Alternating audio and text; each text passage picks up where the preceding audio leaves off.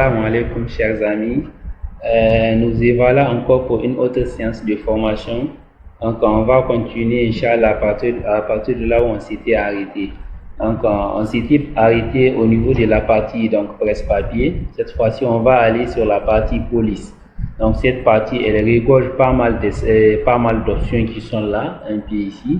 Donc on va essayer de les parcourir un à un. Donc on va commencer par la ligne du haut pour ensuite revenir sur la ligne du bas. Donc voilà. Et nous allons commencer d'abord par l'option qui est là où c'est écrit Calibri. Donc cette option c'est ça qu'on appelle la police. Et donc c'est quoi la police? Donc la police ici n'est rien d'autre que donc l'écriture lui-même. Donc nous avons plusieurs types d'écriture, c'est-à-dire plusieurs styles d'écriture. Donc grâce à cette option, on va pouvoir donc changer les styles de notre écriture.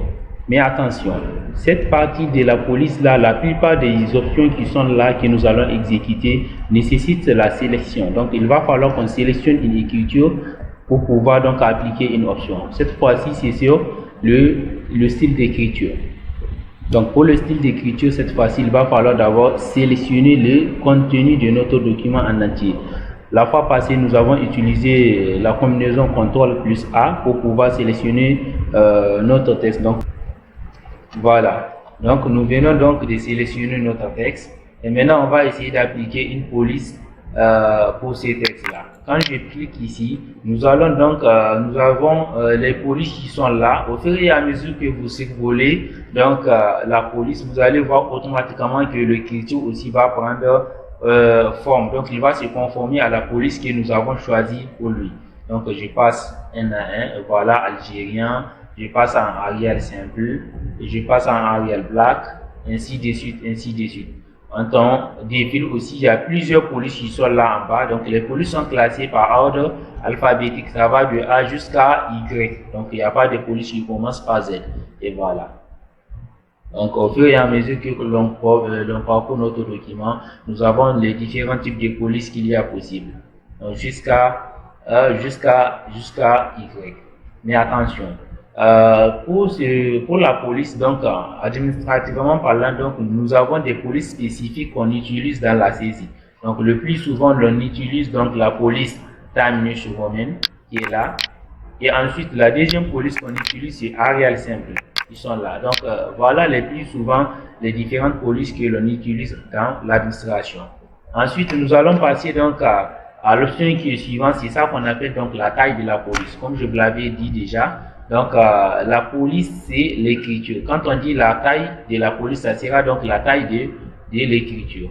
Et là, quand on clique sur la petite flèche, nous allons avoir accès à toutes les différentes disons proportions de la taille de la police qui sont là. Donc voilà, nous en avons plusieurs. Ça commence à partir de 8, 9, 10, 11, 12. Et donc à partir de 12, ça passe de pair en pair. Donc ça passe à 14, 16, ainsi de suite. Au fur et à mesure aussi que vous parcourez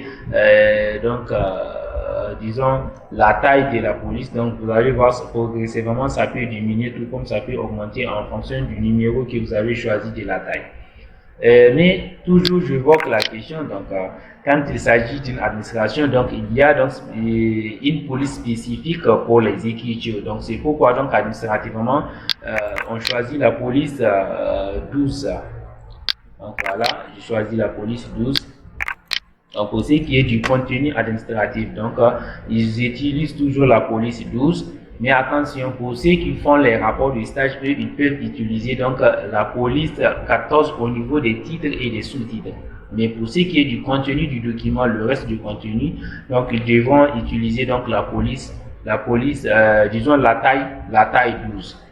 Ensuite, nous avons deux options qui sont là aussi, le grand A et le petit a. Donc le grand A qui a une flèche qui se dirige vers le haut et celui du petit a qui a une flèche qui se dirige vers le bas. Ces options sont rattachées à la taille de la police. Donc en quelque sorte, c'est un raccourci pour le choix, de la taille de la police. Donc quand on clique sur le grand A, ça augmente progressivement donc la taille de notre police. Et maintenant, quand on diminue ça avec l'option petit a. Et voilà comment ça fonctionne cette option. Donc, nous allons continuer sur l'option qui est là. Donc l'option suivante, là où il y a le grand A et le petit A, c'est ça qu'on appelle la casse de l'écriture. Et la casse de l'écriture, donc c'est la manière avec laquelle l'écriture est écrite. Par exemple, on sait très bien que en orthographe, on nous dit toujours que la phrase commence par une lettre majuscule et ça se termine par un point. Et ensuite, nous avons les sigles aussi. Les sigles, pour écrire, définir un sigle, il va falloir donc écrire la toute première lettre de chaque mot de notre sigle en majuscule. Donc voilà, ça, ce sont des différents types de casse d'écriture. Donc quand on clique sur l'option, nous allons avoir ces options qui sont là et qui nous montrent les différents types de casse d'écriture. Nous avons les majuscules au début de la phrase, minuscules, nous avons les majuscules simples, ensuite première lettre des mots en majuscules et nous avons inversé la casse. Donc nous allons voir un à un ces options, ils servent à faire quoi. Je commence donc nous commençons, on va essayer de voir. Il n'y a pas une phrase qui commence ici par une lettre majuscule, donc par exemple l'oreille. Donc je change le L là à minuscule. Donc on va appliquer la toute première option de la casse. Donc je sélectionne donc la toute première phrase, donc ça s'arrête à partir de là. Et maintenant je change la casse en choisissant la toute première option, majuscule au début de la phrase. Et voilà, vous voyez, automatiquement, donc, la première lettre est transformée donc en majuscule.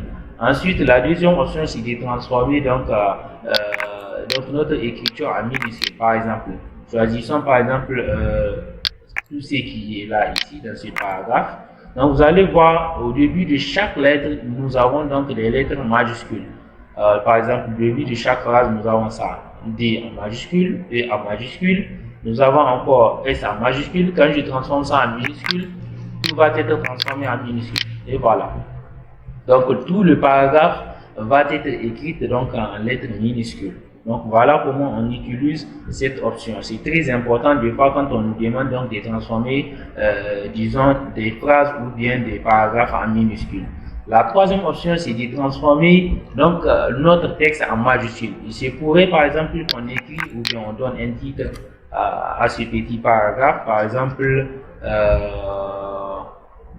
l'économie. Donc on va mettre économie au 19e siècle. Donc on va dire au 19e siècle. Donc j'écris 19e siècle. Ça c'est au 19e siècle. Voilà, économie au 19e siècle. Ça c'est un titre. Donc on nous demande par exemple de transformer ces titres-là en majuscule. Je clique pour sélectionner tout, le titre et ensuite je les transforme en majuscule comme ceci. Donc voilà comment on utilise donc cette option qui est en majuscule. Ensuite, nous allons passer donc à l'option qui sont là en bas. Comme je l'ai dit, on finit sur le niveau et on revient là en bas. Donc nous avons des lettres qui sont là alignées GIS. En quelque sorte, je les lis ensemble parce que on va les étudier d'emblée.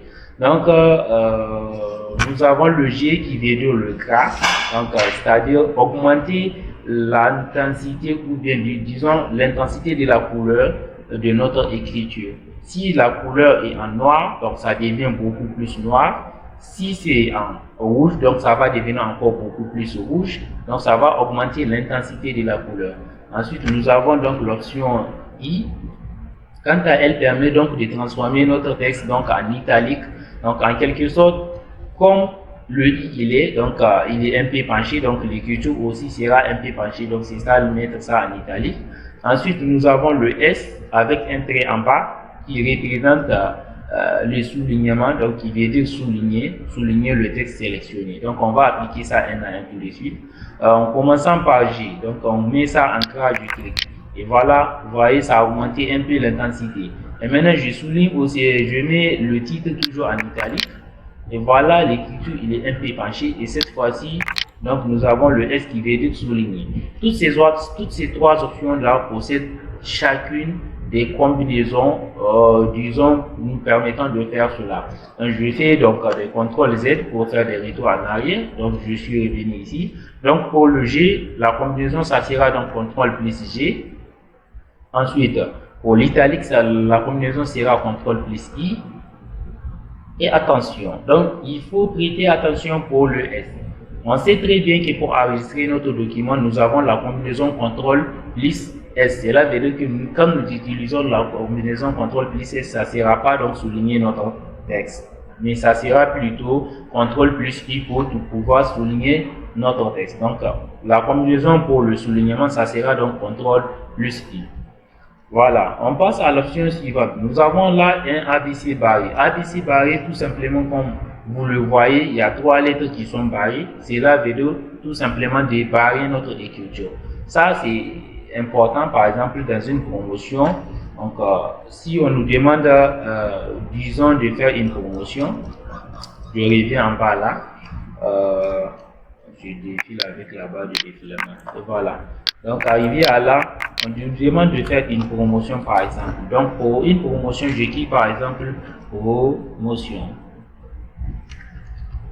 Donc, ça sera promotion. Voilà, promotion. Et maintenant, par exemple, lors de la promotion, on va mettre l'ancien prix. Ensuite, on le barre et ensuite, on met le nouveau prix. Par exemple, pour des jus, on va dire des jus, par exemple. Et le jus là, le prix auparavant, avant disons l'ancien prix que l'on va mettre, on va supposer que le de 1000 francs CFA, donc 1000 francs CFA. Et le nouveau prix, donc ça va être par exemple jus toujours. Ça sera donc au lieu que ça soit à 1000 francs, le nouveau prix, ça sera à 700 francs CFA. Donc, par exemple, et voilà. Donc, il va falloir qu'on supprime ou bien qu'on parle le nouveau prix pour indiquer aux gens que voilà, c'est voilà le nouveau prix. Donc, c'est pourquoi je vais utiliser l'option barrer pour pouvoir barrer l'ancien prix. Je sélectionne uniquement le prix pour le barrer. Et voilà.